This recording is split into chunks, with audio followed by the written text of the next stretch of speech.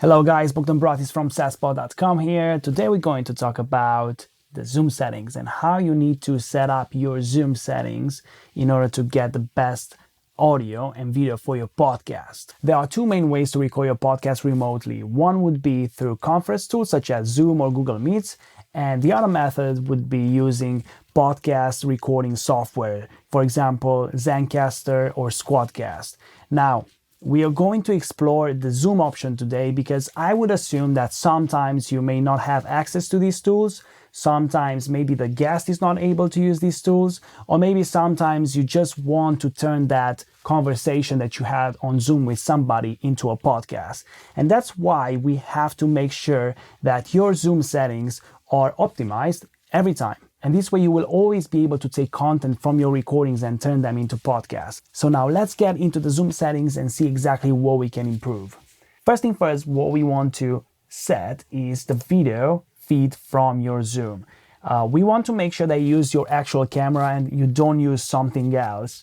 Sometimes you may have different options here depending on how many cameras you have connected to your computer. If you have a laptop, this will look fairly simple, but if you have a desktop that has multiple cameras, you are able to actually choose exactly what camera you want Zoom to actually feed from.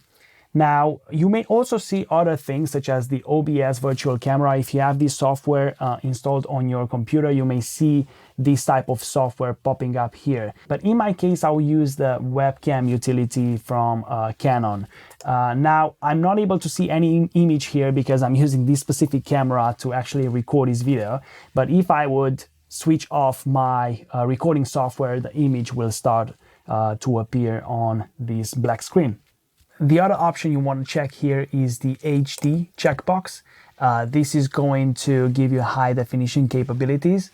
Unfortunately, Zoom can't record 4K, but HD high definition is good enough, so you will have a better resolution. Most of the settings we're going to look into today are the audio settings. There are a lot of options here, and we want to make sure that we understand exactly what each button does, and sometimes we may need to check certain buttons, sometimes we may need to uncheck them based on our situation, right? The first audio setting we're going to look into is the speaker or the microphone. Now, we can also label these as the output or the input. Now, here, what this is actually, you can choose exactly which hardware device is going to respond to playback. So for example, if I have a laptop, this is going to show extremely simple for you because you'll have probably just the built-in audio as an option in there. So you would be able to choose that as the option, and that will output the sound through the speakers from your laptop. Now, if you have a USB microphone connected to your computer, you may also see that USB microphone there as well. And that could confuse a lot of people because you think of the microphone as an input device, so you actually talk into it and you record stuff into your computer. However, sometimes certain microphones, especially the USB microphones, have something called an audio interface attached to them. So inside the microphone, there is a certain device that can actually output sound. And those microphones would usually have an input jack on them. And you would be able to plug in your mini jack from your headphones straight into that input, and you will be able to select the speakers as your microphone. I know it sounds very confusing, but that's how it works. If you have an audio interface connected to your computer via USB cable, you may also find that option there. So, for example, if you have a Focusrite Scarlett audio interface, you may find that into the list. Now, in terms of microphone, pretty self-explanatory, it's the input. So if you have a microphone that it's a standalone microphone that you connect via USB, it will show up here. However, you will also have the built-in option microphone there. So what you want to make sure is that when you record and you intend to use the USB microphone, you don't forget this setting and you actually choose your microphone as the input device. If you do that, then you're going to record with your microphone. If you don't, you may actually end up recording with a microphone from your laptop, having your actual microphone in the front of you. And that doesn't look good, it doesn't sound good, and we want to avoid that as much as possible. Same as for the output, so the speaker, you'll be able to see your audio interface here if you have it connected to your computer.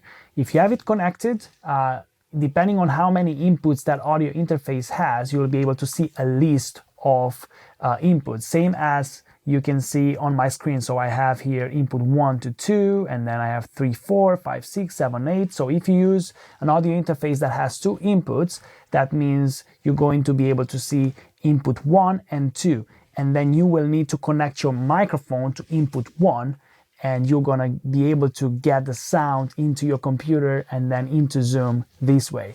I hope it makes sense. This is more of an advanced concept to grasp, but just so you know that this is an option as well. Now, the next option we're going to look into is the automatically adjust microphone volume. Now, this option can be very confusing for a lot of people. A lot of people check it because it just says automatic on it and they don't exactly understand what it does, but I'm going to explain you exactly what it does. So your microphone has a gain knob on it, and usually some people may not input enough volume into the microphone, so the volume may be too quiet, and this button, this check box is meant to actually increase the volume and make it easier for the other participant to hear you better. Now, the problem with that is sometimes some users may actually have the gain knob all the way up, and this will distort the audio before you actually hit Zoom, and then Zoom will turn it down, making it appear like everything is fine, but actually you result into a distorted audio. My advice would be to do exactly this. Uncheck it first and look at the input level. If the input level is really, really, really low, like it's here now, what you have to do is go at the back of your microphone and raise that gain up a bit.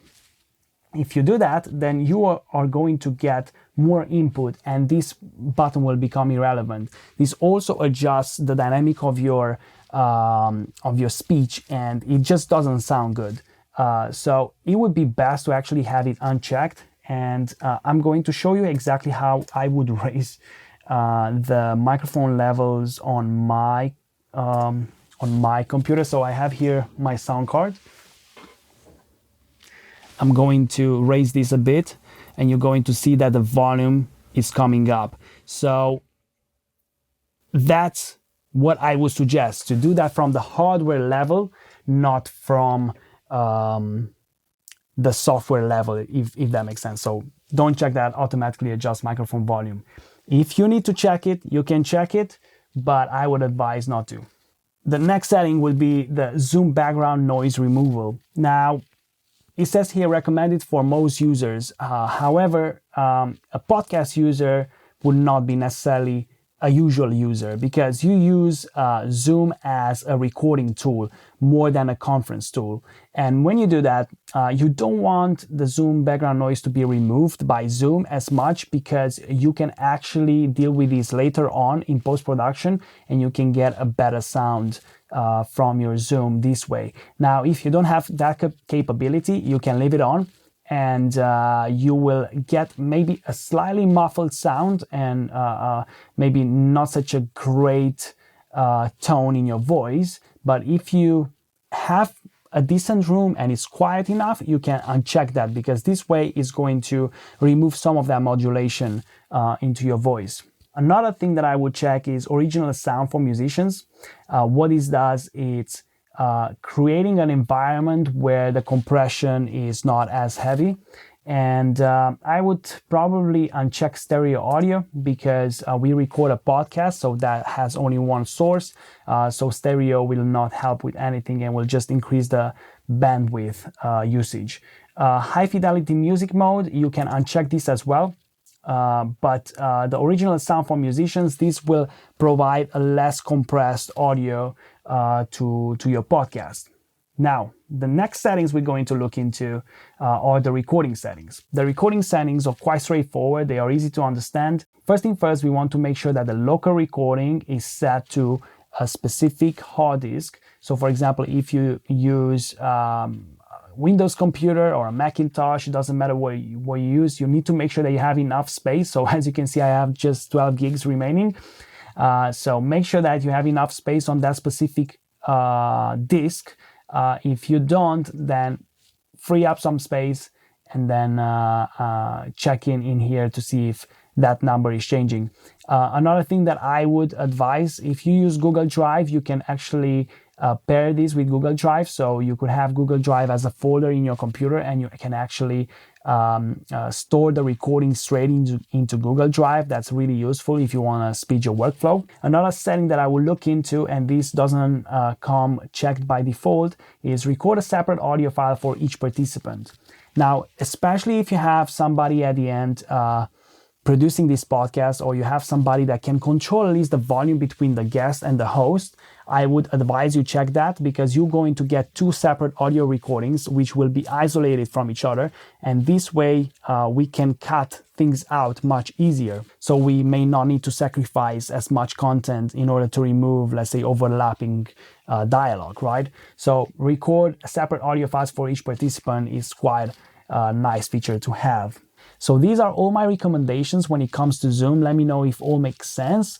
If you have any questions about any specific setting, let me know. I will be happy to answer them. And I'll see you next time in the next video. Thank you so much. Bye.